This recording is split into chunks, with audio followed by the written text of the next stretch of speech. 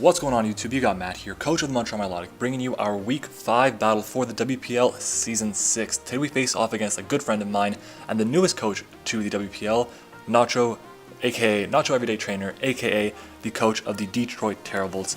Now before we begin, I just want to say congratulations Nacho on becoming a father for the third time.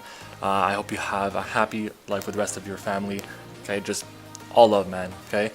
But let's get down to business, okay? Our opponent has a very scary team with a lot of threats, and he made some changes to the team back like I think 2 weeks ago. You can see those changes that he made in the trades and transactions video.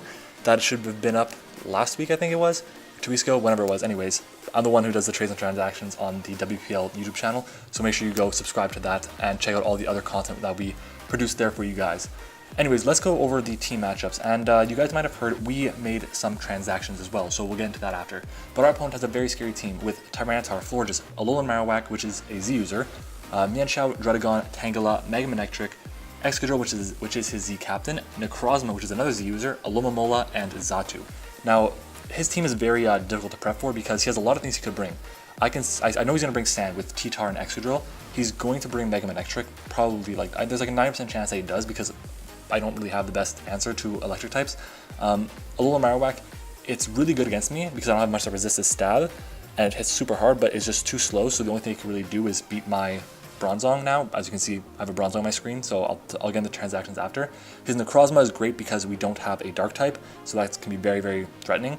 Other than that, the Florges maybe, Mienshao maybe, but other than that, like I didn't, and the Alomomola was in my eyes, a big brain for him.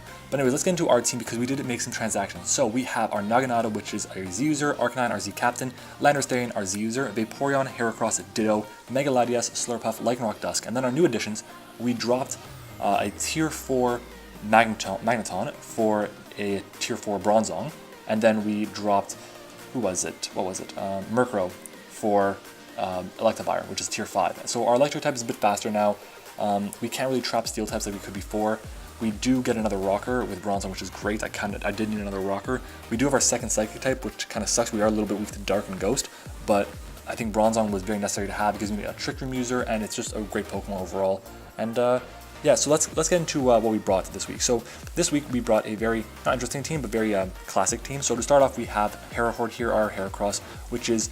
It was Choice Scarf, but I decided to go against that and make it Guts with Flame Orb, and it puts in a lot of work. It outspeeds a max speed modest, max speed modest Necrozma. So that it can be very good, and a Guts Flame Orb boosted Mega Horn hurts like a truck. So let's see what he can do to take that. Next up though, we have our Landorus-T here, the Force with Intimidate, of course, Adamant Natured, Earthquake, Fly, Swords Dance, and U-Turn. This set can set up pretty much on a lot of things, and it can nuke things with Z-Fly. That's basically the plan that I have in mind right now. Just set up to +2 and then hit something with Z-Fly until it dies. He doesn't have any real good ground resists. Once he does, it's like Tangela, and actually that's it.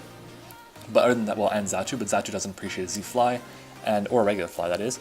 And the Tangela doesn't appreciate that either, but everything else can get smacked up by an Earthquake. Moving on though, we have our Ditto here, Choice Scarf Ditto, very, very simple. IVs are so that we get Hidden Power Ice in case we get the Manectric. That's the plan there, so we have Hidden Power Ice just in case it's not completely useless against the Excadrill. There we go.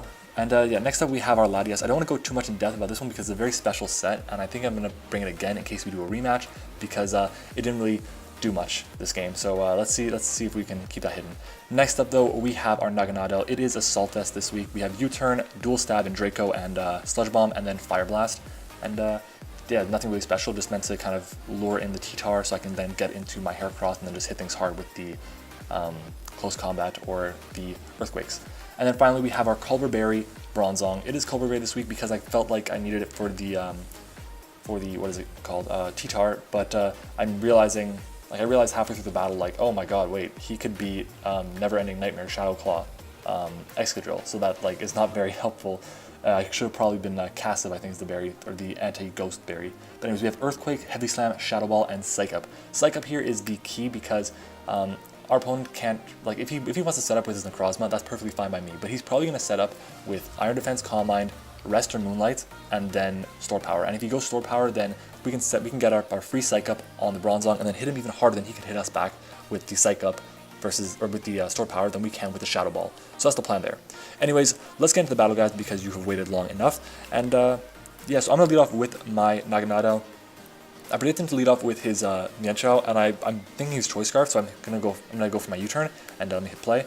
So I'm gonna go for my U-turn here, thinking he is Choice Scarf Mienshao, and I actually outspeed him, so that I guess means he's not. And I go into my Landorus to get the -1, and he then goes for the U-turn. My fear is he goes into his Electric. That's the big problem. But he goes into the Necrozma, and that's really good because I won't die to an HP Ice, and I can just set up freely because he's gonna go for the Iron Defenses. I go for my Z Fly right here, and I should probably set up maybe 1 or 2 more times and then gone for it, but I go for another Swords Dance here because a Earthquake won't take him out. Unfortunately, I didn't get the right roll that I wanted, and I can go for another Swords Dance here, get the +4. So he's going to go for the stored power now, and that really sucks that he is at a point where he can just 2-kill me there, so I'm going to let him go down, but we do leave the Necrozma at 36%. Now, I was calculating, and I saw that because of the our opponent's speed tiers, we can afford to go modest on our Naganadel, meaning I can take this thing out with a Sludge Bomb, if he doesn't have much special defense, but he hasn't revealed the Calm Line, so I don't know if he's going to have that. He might be carrying Iron Defense, Stored Power, Moonlight, and Dark Pulse, which is what I thought he was, and because of that, I decided, I have to go for the Sludge Bomb here. I have to go for the Draco Meteor here to get the guaranteed KO, just in case he has maxed special defense. So I go for the Draco here. I do land it, thankfully, and I take out the Necrozma. So that's one huge threat down and out, and Naganadel gets a kill this season. I don't know how many it has, but it doesn't feel like very many. Anyways, I do have the U-turn here for the T-Tar because I don't want to get trapped by it. Pursuit will still trap me, of course, because he will not outspeed. But the plan is so it doesn't slow down my momentum.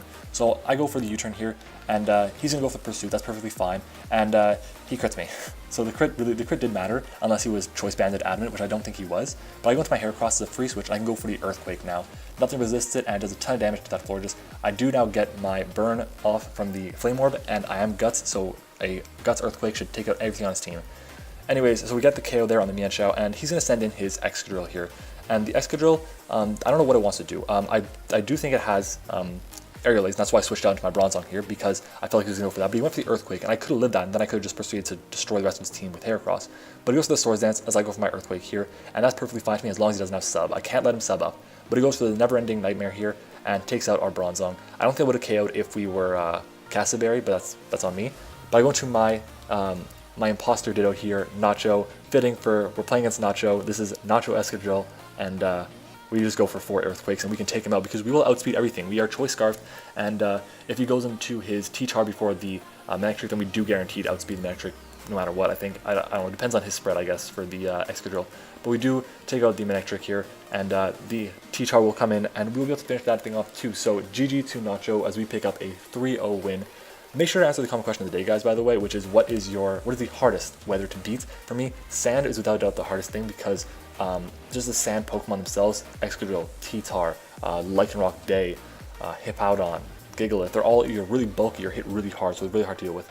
But anyway, let's get back to the battle. This battle was it was weird. It's really quick for battles that I usually have. Like we had that 90-turn battle week 1, now we're week 5, and we have a 17-turn one. But that's what happens when you bring a really offensive team. My only real wall was Bronzong, and it was still meant to be an offensive presence after I got off the Psych Up, or even do a 2KO to the Excadrill. That was kind of the plan there. I just want to hit things hard and as hard as possible so that he can really set up with his Excadrill in the sand and then beat me that way. But anyways, guys, I hope you enjoyed this video. Make sure to leave a like, comment, and subscribe as well. We are now 4-1. We're doing great now after picking up, an early loss week 1. So I'm very happy with how the season's going so far. I believe we're leading our division. I think so. But yeah, anyways, guys, remember, like, comment, subscribe, share, join my personal Discord server. It is down in the description below. Also, check out the rest of the WPL coaches. Their links are down there as well. And follow me on Twitter. Thank you guys so much for watching, and I will see you all next time.